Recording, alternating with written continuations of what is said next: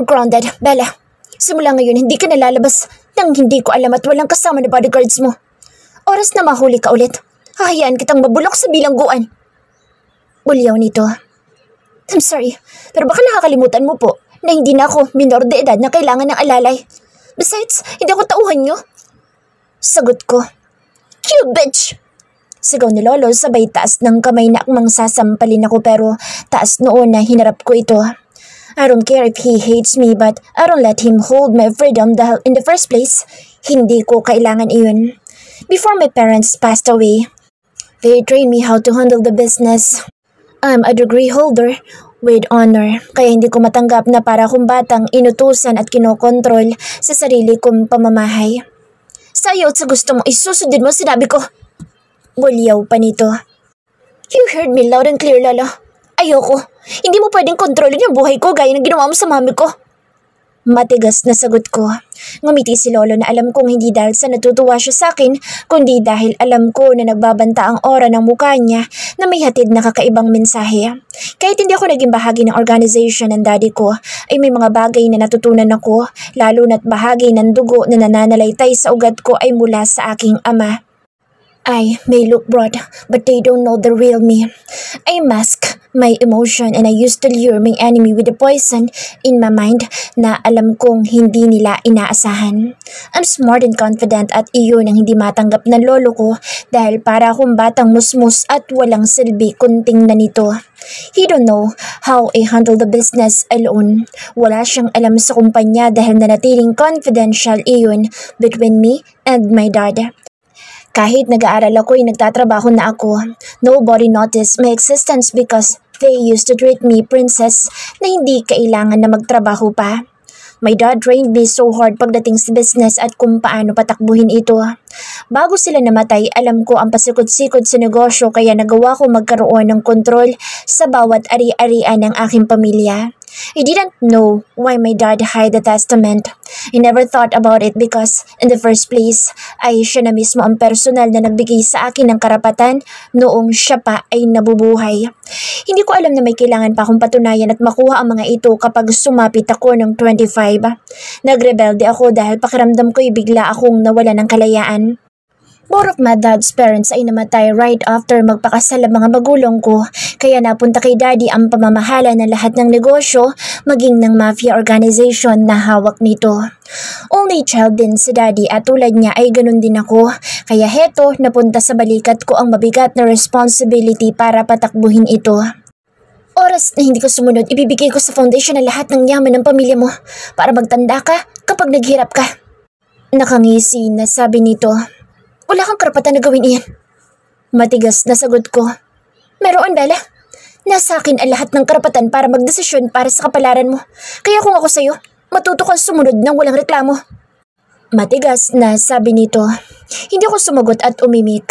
Pagod na pagod ang pakiramdam ko dahil sa ilang oras na nakatayo ako sa loob ng presinto, pero sumabay pa ang magaling na lolo ko na ngayon ay iniinsulto ako. Wala man lamang siyang konsiderasyon na intindihin ang nararamdaman ko. Hindi ko na lang siya sinagot kaya pumikit na lamang ako at isinandal ang ulo sa box seat na kinahupan ko. Mabuti na ito kaysa makipagtalo sa kanya dahil sa huli alam ko na walang mangyayari dahil hindi rin naman siya makikinig. Ang problema ko nito ay kung paano haharap sa board. Plano ko na sanang ilabas ang identity ko pero mukhang hindi pa ito ang tamang panahon. Alam ko na ginapang ni Lolo ang mga ari-arian ng pamilya ko. Hindi ko maintindihan kung tama o mali ba ang intention niya dahil alam ko naman na sa tingin niya ay wala akong kakayahan at very irresponsible ako pagdating sa kung paano ko hahawakan ang negosyo ng pamilya ko. Wala akong interes sa organisasyon kaya binigyan ko si Lolo ng pansamantalang karapatan dahil siya na lamang ang natitira kong kapamilya. Higit kanino man ay gugustuhin ko na mapunta ang posisyon sa kanya kaysa sa mga taong alam ko na walang ibang hinahangad kundi ang mapunta sa kanila ang pamumuno. I held talk to Samuel Monterde, ang namumuno ng council sa buong Asia para personal na ipaalam dito ang kawalan ko ng interes na pamahalaan ang organisasyon at hawakan ang posisyon na naiwan ng mga magulang ko sa akin. He was surprised with my decision and he told me that anytime na gusto kong gamitin ang posisyon ay may karapatan akong kunin ito basta sure na ako sa gusto ko. With my current status, alam ko na hindi ko kaya. My parents never involved me in this organization thing. Maybe my father never thought na maaga silang mawawala sa mundo at iiwan ako mag-isa na nasa mga kamay ko nakasalalay ang lahat. Walang pakialam na bumaba ako ng sasakyan. Hindi ako nag-abala na kibuin at kausapin ang lolo ko o tapunan kahit isang sulyap ang hambog na abogado na kasama nito. Hindi ko gusto ang ideya na nasa paligid ko silang pareho. Naalibadbaran ako sa kung paano ko tingnan ng pailalim ng kumag na iyon. Kaya never ako nagpakita ng magandang ugali sa kahit na sino sa bahay na tinutuluyan nila ngayon dahil nasasakal ako sa bawat araw na nandito sila sa mansyon. Nandito ang alaala ng mga magulang ko. Dating masaya at puno ng buhay pero simula nang mawala sila ay malaking nagbago dahil iniwan nila akong mag-isa dito. Pero hindi nagtagal ay dumating ang ama ng aking ina at sinabi na simula nang nawalan ako ng mga magulang ay tanging siya na lamang ang natitirang kapamilya ko na tutulong para lumakas ako hanggang sa magkaroon ako ng kakayahan na pamunuan ang bawat pag-aari ng pamilya ko. Good morning po, Miss Bella. Magalang nabati sa akin ng personal maid ko na si Kathy. Prepare my bath. Walang kangiti-ngiti na utos ko. Agad na yumuko ito at tumalikod hanggang sa naglakad palayo sa akin. I don't mind kung hindi ako kumain bastang importante ay makaligo ako. Ang lagkit ng pakiramdam ko lalo na at puro usok ng sigarilyo at pinaghalong pawis at pabango ang hangin na nasagap ko sa bar na pinasukan namin ng mga kaibigan ko. Tapos minalas pa ako na napasok sa kulungan na nagkalat ang langgam at lamok na balak yatang ubusin ako. Napairap ako bago pumasok sa elevator na maghahatid sa akin sa 4th floor. Nakita ko kasi na nakasunod ang tingin sa akin ni Timothy, ang abogado na naglabas sa akin sa kulungan. Isa pa siyang nakabantay sa bawat kilos ko. I know him even before. Abogado na siya ng mommy ko pero hindi ko alam kung ano nangyari noon dahil sinabi ni daddy na isa na lang daw ang dapat na mag-handle ng mga legal concern ng negosyo namin.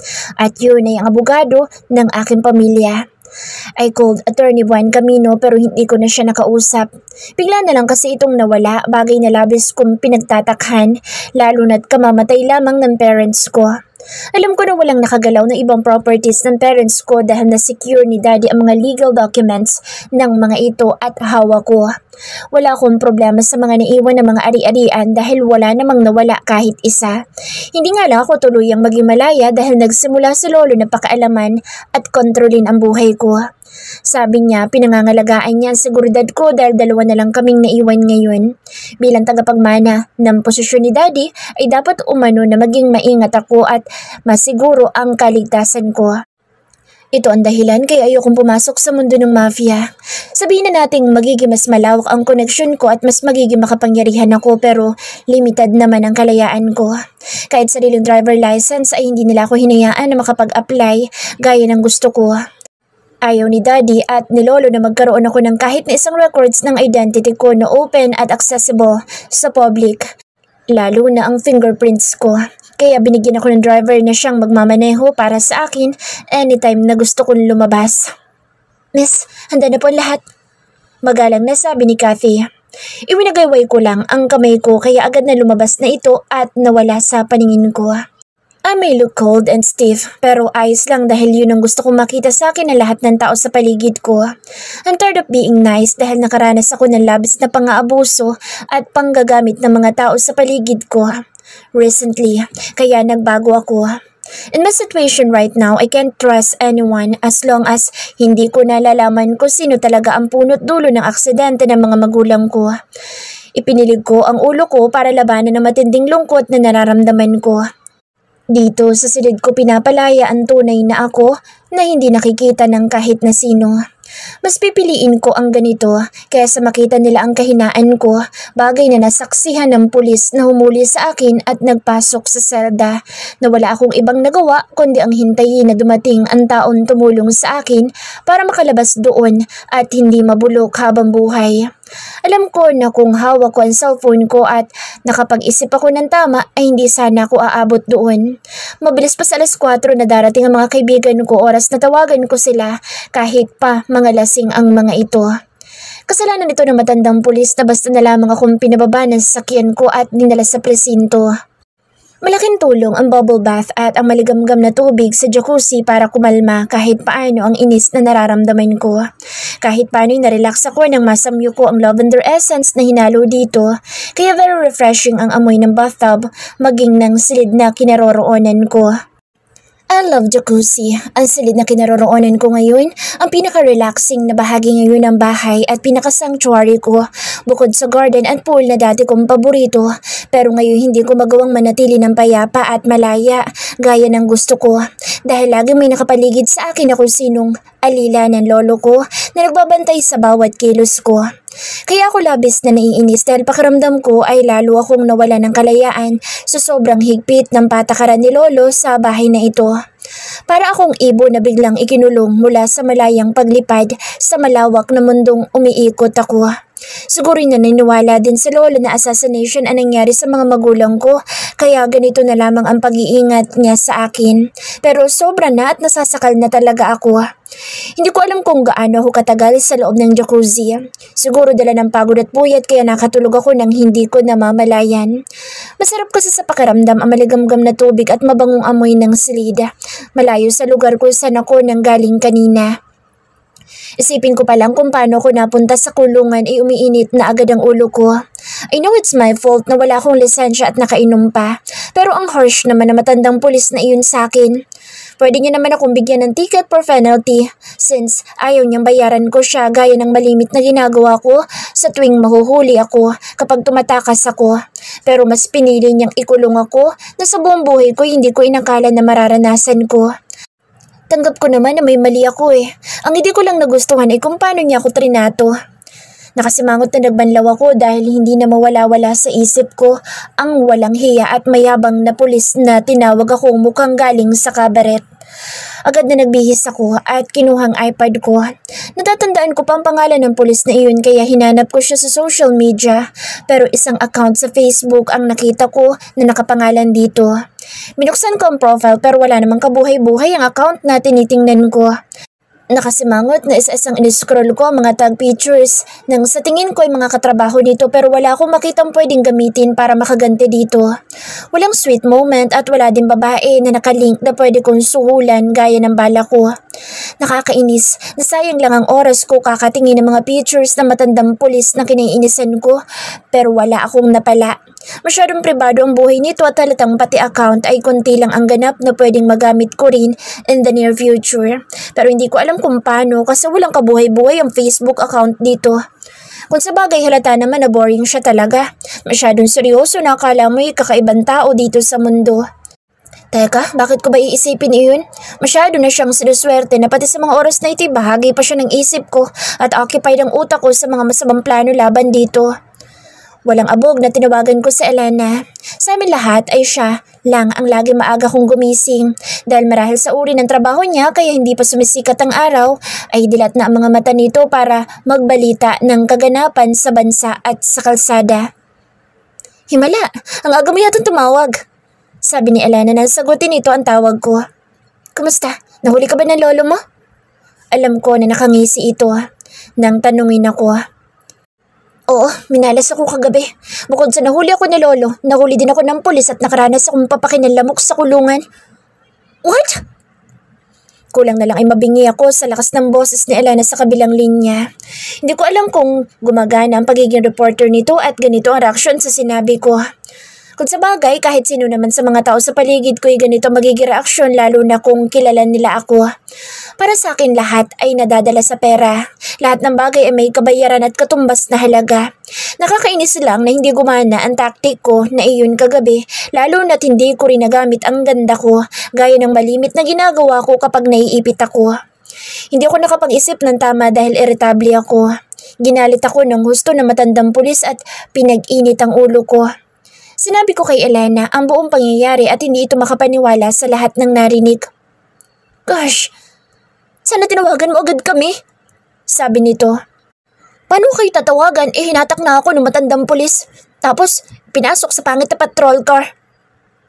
Inis na sabi ko nang maalala ko kung anong ginawa ng walang hiyang pulis na iyon sa akin. Ang malas mo nga, Bella. Bakit hindi mo dinaan sa pagpapakyut gaya ng malimit na ginagawa mo? Tanong nito. Ay naku, Walang epekto iyon. Saka hindi ko pinangarap na magpa-cute sa kanya. Ang pangit na yun. Sinabihan ba naman akong mukha daw kung galing sa kabaret? Malakas ang boses at gigil na kwento ko. Malakas na tawa ni Elena sa kabilang linya ang sumunod na narinig ko. Ano nakakatawa? Pikon na tanong ko. Well, malas mo. Old-fashioned police officer pa lang nakatagpo mo. Siguro iuugod-ugod na kaya malabo ang mata, kaya hindi nakitang kumikinang mong ganda. Tumatawa na sabi nito. I'm curious kung sinong malas na pulis yan. For sure may masama kang binabalak. Komento nito. Kilala talaga ako ng kaibigan ko. Alam na alam niya ang takbo ng isip ko. Nag-iisip pa ako. Wala akong makitang kahit na ano para makaganti sa kanya. Masyadong seryoso sa buhay ang Facebook account na nakita ko at wala akong magamit na kahit na ano para ibato sa pulis na iyon. Hoy Bella, hayaan mo na si Manong pulis. Aminin natin, kasalanan mo naman kasi nangyari. Ang dami mong violation tapos nanuhulog ka pa. Malas mo lang talaga kagabi dahil matino at tapat na police officer ang nakatagpo mo. Kuko sa'yo, mag-breakfast tayo kasama si Aislinn. Kung sabagay, tama ka. Hindi ko lang matanggap ang ginawa niya sa akin. Pero sige na nga, hayaan ko na, total nakaganti na naman ako sa kanya. Nakangiti na sabi ko. Ganito naman ako Mabilis magbago ang mood ko at madaling makalimot sa bagay-bagay. Mabuting mga kaibigan na meron ako kasi kahit alam nila kung gaano ako kamaldita, ay never silang sumang-ayon kapag alam nilang sumusobra na ako. Well, sa nangyari kasi nadala talaga ako sa init ng ulo ko kaya ganoon ang resulta kagabi. Anong ginawa mo this time para makaganti? Ha, Bella? Tanong ni Elena. Sinapa ko yung pangit na pulis. Nakasimangot na sagot ko. Maldita ka talaga. Hindi ka na naawa doon sa tao. Matanda na ka mo tapos sinampal mo. Ay, bilisan mo na at gutom na ako. Sabi pa nito. Natapos ang usapan na ako pa ang sinisisi ng kaibigan ko pero ayos lang dahil kumalma ang kumukulong dugo ko dahil nakapagkwento na ako at nailabas ko na ang nararamdaman ko. Agad na nagbihis ako at nag-ayos. Walang pakaalam na bumaba ako at naglakad palabas ng pintuan.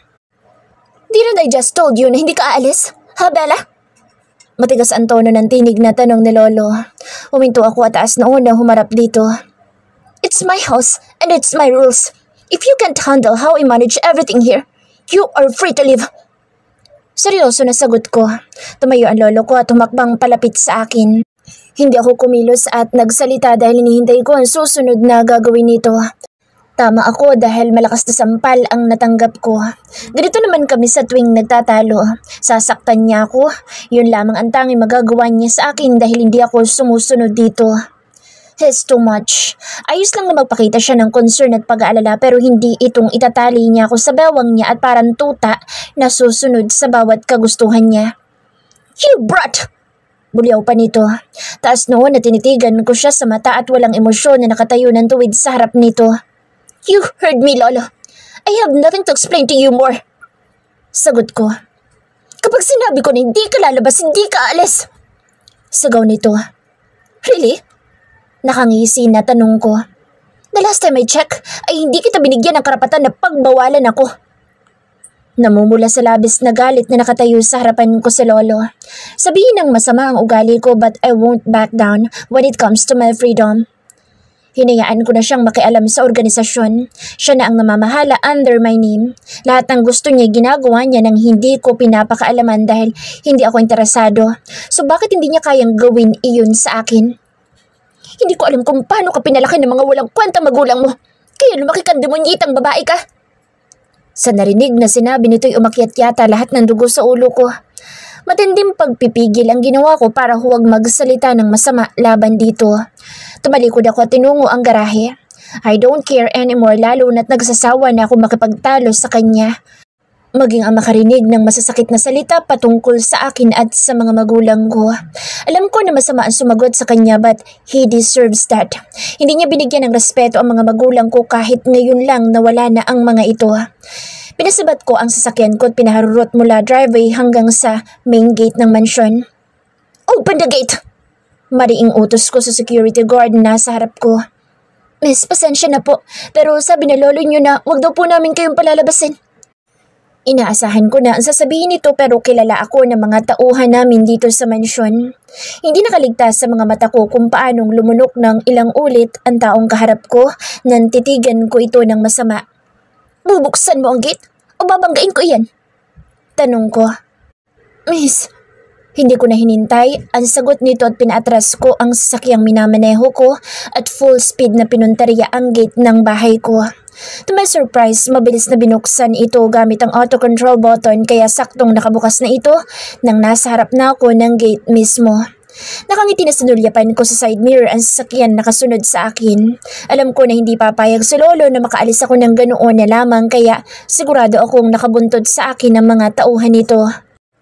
Para akong nakikipagpatentero sa kalsada pero hindi ko inaasahan ang susunod na mangyayari nang may bumaril sa direksyon ko mula sa kung saan. Hindi ko mawari pero parang may nag-udyok sa akin na tawagan ng mga kaibigan ko. Inaantok na si Conan ang unang sumagot since siya ang una sa list ng speed dial ko. Conan, malilate ako. May humahabol sa akin. Tatakasan ko muna. Mabilis na sabi ko habang panay ang sulyap sa side mirror. Nataranta ako pero mas lalo pa akong kinabahan ng ilang sasakyan pa ang nag-overtake at biglay may humarang sa harap ko. It's endgame for me. Dahil hindi ko alam kung paanong tatakasan ng mga ito lalo na't may dalawang sasakyan din ang nakaharang sa likuran ng kotse ko. Baba! Sigaw ng isang payat na lalaki na akala may kulang sa pagkain kaya siguro kikidnapin ako para ipatubos sa pamilya ko. Sinabi ng bumaba ka! Sigaw nito. Nasa kabilang linya pa rin si Conan at hindi mapakali na sinasabihan akong huwag pagbuksan ng pintuan ang mga taong humarang sa daan ko. Bella, tatawagan ko ang lolo mo. Calm down, okay? Nag-aalalang sabi ni Conan na narinig ko sa earpiece na nakakabit sa tenga ko. Hindi na ako nakasagot dahil binasag na nung kung sino ang salamin ng sasakyan ko sa kanan ko. Naramdaman ko na may tumamang bubog mula sa salamin na nabasag sa balat ko pero wala doon ang atensyon ko. Dahil mabilis na nabuksan ito ang pintuan sa tabi ko at may humatak sa seatbelt na nakakabit sa katawan ko. Aray, ang sakit! Ano ba? Buliw ko sa lalaking humatak sa akin pababa sa sports car na minamaneho ko. Buisit ka! Bitiwan mo ako! Kumakawag at pilit na kumakawala sa mahigpit na pagkakahawak nito sa braso ko. Nagsisituloy ako kung bakit hindi ako nakinig noon sa daddy ko na mag-aral ng self-defense na pwede ko sana magamit sa pagkakataon na ito. Huwag mo akong hawakan! Iyo, ang baho mo kaya! Mataray na sabi ko habang pilit na iwinawasiwas ang kamay na nakahawak sa braso ko. Kung bakit ba naman kasi minalas na naman ako at lagi na lang na nauuwi ako sa ganitong pagkakataon na may mga lalaking basta na lamang humahatak sa akin. Hindi pumasok sa isip ko na darating ang araw gaya nito na kailangan ko pala ipagtanggol ang sarili ko. Manahimik ka! Masyado kang madaldal! Sigaw na lalaki, malapit na sa mukha ko. Sa inis ko'y sinampal ko ito dahil tumalsik ang laway nito sa mukha ko. Lukot ang mukha at nandidiri akong sinipa ang binti nito gamit ang dulo ng mataas na takong ng sapatos ko. Namumuro ka ng babae ka! Kung hindi lang utos ng boss na buhay kitang dalhin sa bahay niya, pinasabig ko ng bungo mo! Galit na singhal nito habang pilit na hinahatak akong palapit sa sasakyan nito pero dahil mahigpit ang kapit ko sa pintuan ng sasakyan ko ay nahirapan ito. Help! Malakas na sigaw ko. Langhiya, buhatin mo na yan na makaalis na tayo. Sigaw ng isang lalaki na nasa labas ng pintuan ng sasakyan habang nakabantay sa amin. Pinalo ng isang lalaki ang kamay ko kaya nakabitaw ako bigla sa mahigpit na pagkakakapit ko sa pintuan ng sasakyan ko. Alam ko na sa 3 minuto na makikipagbuno ko ay nakakuha na kami ng atensyon sa mga tao dito sa kalsada. Pero walang kahit na isa ang nangahas na tulungan ako. Takot marahil makialam lalo na't armado ang mga lalaking humarang sa akin. Pinagmumura ko ang 4 na lalaking kasama ko sa sakyan nang maipasok ako. Aside from forcing me to enter the car ay tumabi sa magkabilaan ko ang 2 lalaki. Habang ang isa ay nagmamaneho at ang isa ay nasa front seat. Kapag hindi ka tumahimik, pasasabugin kong bunganga mo. Singhal ng isa pero wala akong pakialam kung patay nila ako lalo na at nabiyak ang mahabang kuko ko sa hintuturo dahil siguro sa pagpupumiglas ko kanina. Jack, matutuwa sa atin sa boss dito. Nakangiti na sabi ng isa na nakaupo sa upuan. Hindi napansin ng mga ito ang police mobile sa kanan. Palibhas ay nagsasaya sila na nakuha ako. Hindi ko alam kung tauhan sila ni Lolo o hindi dahil wala akong idea kung sino ang animal na boss nila na nagpadukot sa akin. Nang makita ko na medyo malapit na sa amin ang patrol car, ay agad na dinukwan ko ang lalaking nagmamaneho at tinakpan ko ng mga kamay ko ang mata at mukha nito. Alisin niyo ang babaeng yan sa likuran ko! Sigaw ng driver na sinunggaban ko. Shit! Patulogin niyo! Wala akong pakialam sa bawat naririnig ko dahil ginawa ko ang lahat ng makakaya ko para huwag mawala ang kamay ko sa mukha ng lalaking hawak ang manibela, pero ang isang kamay ay pilit na binabaklas ang takip sa mata nito. Yang Fred! Mababangga tayo! Isang malakas na suntok sa tagiliran ang naramdaman ko, kaya pinagkakalmot ko ang mukha ng driver kaya panay ang sigaw nito. Pilit na nilalaban na matinding sakit sa tagiliran na hawak ko sa dalawang tenga ang driver mula sa likuran na nakabaon ng kuko sa balat sa mukha nito. Naggewang-gewang na rin ang sasakyan kaya nakasasiguro ako na hindi lang ang sakay ng police mobile ang makakapansin sa amin, kundi ang lahat ng taong malapit sa kalsadang binabagtas namin. Hatakin niyo! Lumiya, ang sakit ng mata ko! May sumabunod sa akin mula sa likod para ilayo ako sa driver pero nagawa ko itong sukuhin sa muka. Isang malaking pagkakamali ang ginawa ko dahil nabitawan ko ang mukha ng driver na alam kong sugat-sugat, dulot ng mga kalmot ng mahahaba kong kuko. Shit! Isang malakas na impact na bumangga sa sasakyan ang sumunod na naramdaman ko. Kahit nahihilo ako'y inumpog ko ang ulo ko sa lalaki sa kaliwa ko kaya nawala ito sa huwisyo. Mapapatay kitang babae ka! Sigaw na lalaki sa front seat habang hawak ang nagdurugong ilong nito at noo. Umiikot ang paningin ko pero kahit nanghihinay malakas ang pakiramdam ko. Ramdam ko ang malamig ng uso ng baril na nakatutok sa leeg ko mula sa lalaki sa kanan ko. Kita ko sa seryosong pagmumukha nito na hindi ito magdadalawang isip na paputukan ako oras na magkamali ako ng kilos sa tabi nito. Parak! Malakas na sabi ng driver na mukhang natauhan nang makita ang pulis na kumakatok sa bintana ng sakyan. Shit! Manahimik kang babae ka. Kapag nagkamali ka, dito mismo papatayin kita. Malakas na sabi ng lalaki na itinutok ang baril sa bewang ko.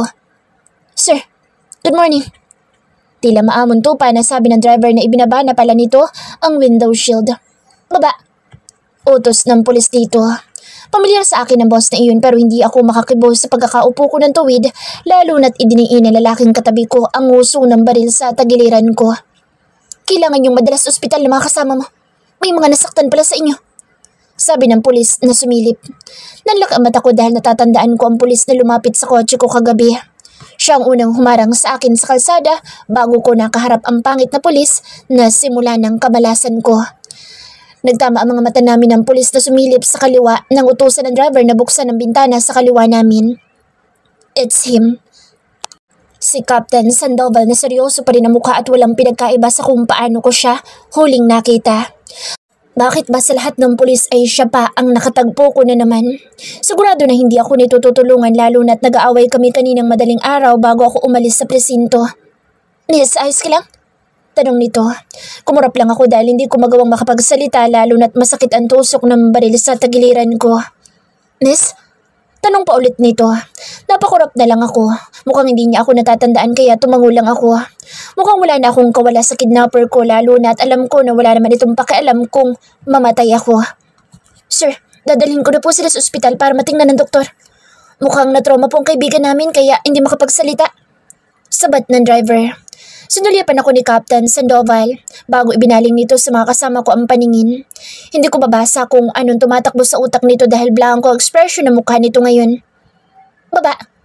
Utos nito sa driver. Kita ko kung paanong nagpalitan ng tingin ng mga kasama ko na alam kong alerto kung sakali na mabuking sila ng pulis na lumapit sa sasakyan namin. Unlock the door. Malakas na utos nito sa lalaki na sa driver's seat. Sir, ayos lang po kami. Pasensya na sa abala. Sabat ng lalaki sa unahan pero nagulat ako nang pumasok ang kamay ng pulis at may pinindot sa pintuan. Shit! Narinig kong mura na lalaki sa tabi ko. Inapakan ko ng ubod lakas ang paa nito sabay siko sa tagiliran. Nagkagulo matapos iyon dahil sunod-sunod na nakabibinging putok ng baril ang sumunod na narinig ko. Nanginginig na napatakip ako ng tenga habang hindi malaman kung anong gagawin ko. Hindi ko inaasahan ang mabilis na kilos ni Captain Sandoval nang sunod-sunod na barilin nito ang mga kasama ko. Nakatakip pa rin ako ng dalawang tenga habang mariin na nakapikit dahil sa takot at pagkabigla sa nangyari. Ramdam ko pa kung paano halos ilang hibla lang ang layo sa akin ng balang dumaan sa direksyon ko na tumama sa lalaking katabi ko. Naramdaman ko na lamang na may humawak sa akin. Sa init ng pala dito'y pamilyar ako pero takot akong idilat ang mga mata ko. Naramdaman ko na umangat ang katawan ko mula sa upuan nang buhatin ako ng kung sino. You're safe. Sapat na ang salitang narinig ko para magmulat ako at sumalubong sa akin ang nakatiimbagang na mukha ng lalaking kinaiinisan ko magdamag. Bitawan mo nga ako! Piksi ko kahit na nanghihina ako. Para itong walang narinig na naglakad patungo kung saan habang buhat ako. Hindi na ako kumibo nang ipasok ako nito sa police mobile na siya rin palang ginamit nila nang hulihin ako at dinala sa presinto. Saan mo ko dadalhin? Huwag mo sabihing ikukulong mo na naman ako. Sabi ko nang bumaling dito. Sa lubong ang kilay na tinapunan ko ng tingin ang driver ng sasakyan. Siya din ang pulis na kasama namin kagabi at siyang unang sumilip sa sinasakyan namin. Pwede ba, miss? Manahimik ka muna. Nakukulili ako, ang ingay mo. Reklamo ng seryosong pulis sa tabi ko. Abat! Hindi ko na itunuloy ang sasabihin ko nang tapunan ako nito ng nagbabantang tingin. Nanahimik ako at baka tuluyan akong isalvage nito. Bali-balita pa naman ng mga taong basta na lamang natagpuan sa gilid ng kalsada at binaril umano ng mga pulis na nagtapon sa bangkay ng mga ito sa kung saan. Gusto kong bulyawan ang pulis sa harap dahil panay ang sulyap nito sa akin na nakanguso tapos biglang ngingitian. Akala niya ba'y masaya kung kasama na naman sila sa ganitong pagkakataon pa? Inirapan ko na lang ito nang muli ay mahuli kong nakangiti sa akin. Hindi ko tuloy sinasadya na mapunta sa gilid ng mga mata ko ang nakapikit na aroganteng pulis sa tabi ko. Matangos naman parang ilong niya at mahabang pilik mata. Sa naisip ay napasimangot tuloy ako, lalo. Basta, wala akong pakaalam kung anong meron sa mukha niya.